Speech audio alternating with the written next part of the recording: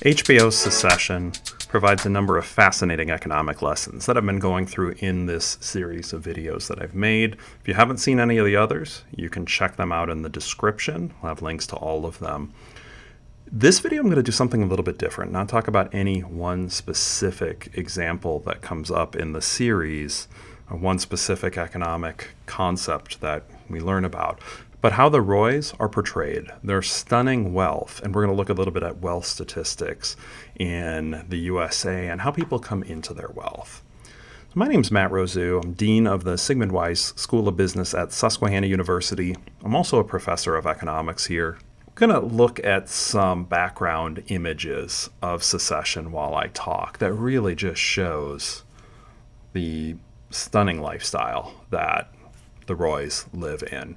Now, Logan Roy built up this empire, but then his kids, Connor, Shiv, Roman, and Kendall, they were born into this. Like, their wealth is because they were born rich, right? None of them strike me as just super, super bright. Not billionaire bright, certainly. Not million per year bright, in my opinion, either. But that is who they are in the series, which raises the good question of, is this a fair representation of the rich?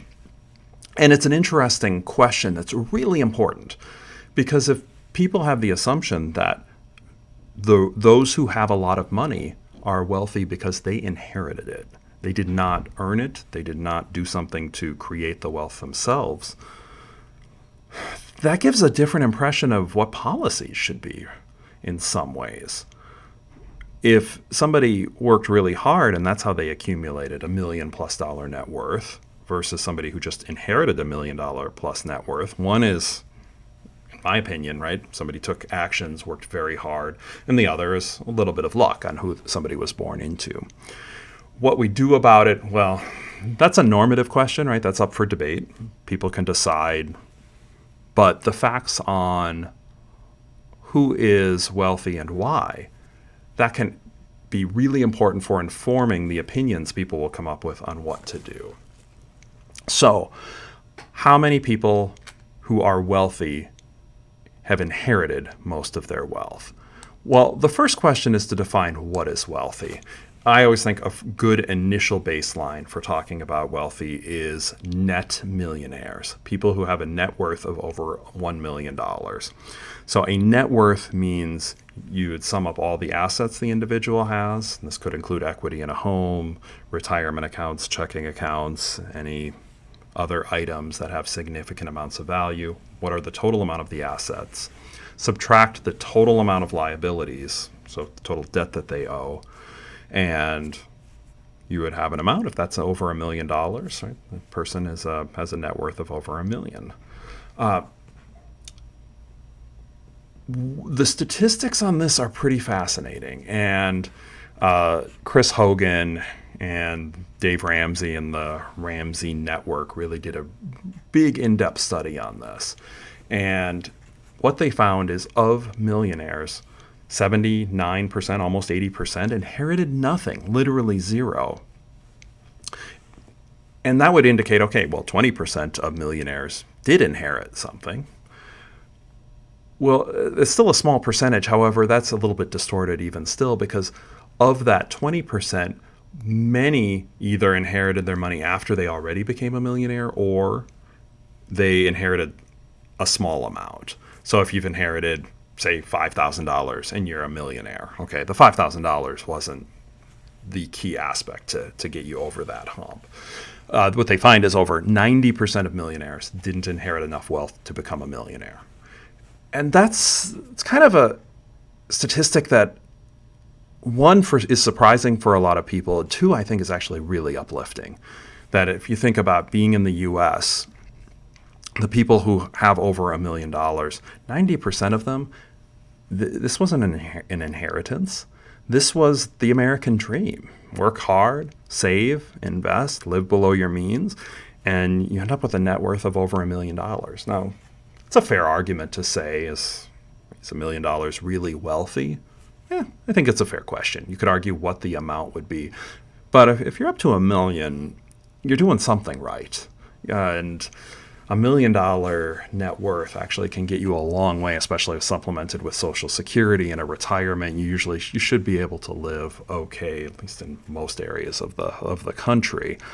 So if you hit the $1 million threshold and you look at that, really the vast majority of people are not like the Roys in terms of just inheriting their wealth. Let's take this a different level, from $1 million wealth to $1 billion wealth. And I know billions are sometimes tough for people to grasp, but $1 billion, it is 1,000 million dollars, right? So it's 1,000 times a net worth of $1 million. That's $1 billion. Insane amounts of money. On that, so Statista has study out there. About 10% of billionaires inherited their wealth.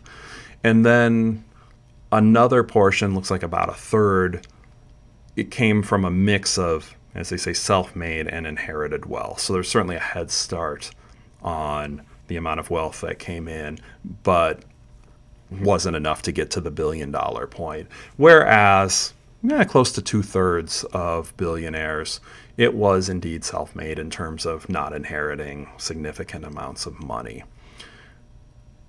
So there's a higher percentage in the billionaire category that could be like the Roys, that inherited a significant amount of money or enough money to become billionaires in and of themselves.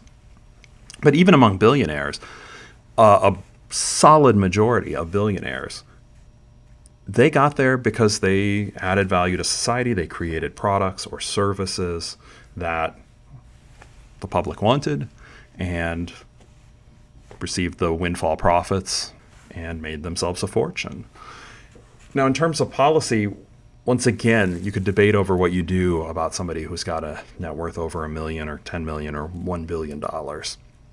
But for a lot of people, I think it might be a lot easier to stomach the idea that somebody has a significant amount of net worth if they earned it, rather than just being the pure luck of stumbling into being born into the right family. So the Roys, of course, they were born into that right family, and that's why they were so wealthy. Now, this isn't discounting the fact that many people who were born into a wealthy family or semi-affluent family, maybe they don't inherit much, but the parents are able to put them in good schools, good training, do other things, have all of the advantages growing up that might help them to be ready to make this significant amount of money. That certainly could be the case for some, especially maybe at the $1 billion level. The $1 million level, though, well, even the idea of, parents who are teaching the value of saving and investing, it's a big deal. But overall, the Roys are the exception, and I think that's the key lesson with here. The Roys are stunningly wealthy. Logan created this empire, but the 4 kids gives this impression of a lot of billionaires really didn't earn the money themselves. They became billionaires out of sheer luck. And that's a distorted image of society. Those with net worths over $1 million, no, the vast majority, over 90%, they didn't inherit that money to make them millionaires. The billionaires, it's not quite that high of a percentage, but it is pretty high. I hope you enjoyed this video. Once again, my name's Matt Rosu. I like to make economics content fun and relatable. New episodes looking at the economic lessons from Secession will drop every Friday, so subscribe to keep getting those updates. And I look forward to seeing you in the next video.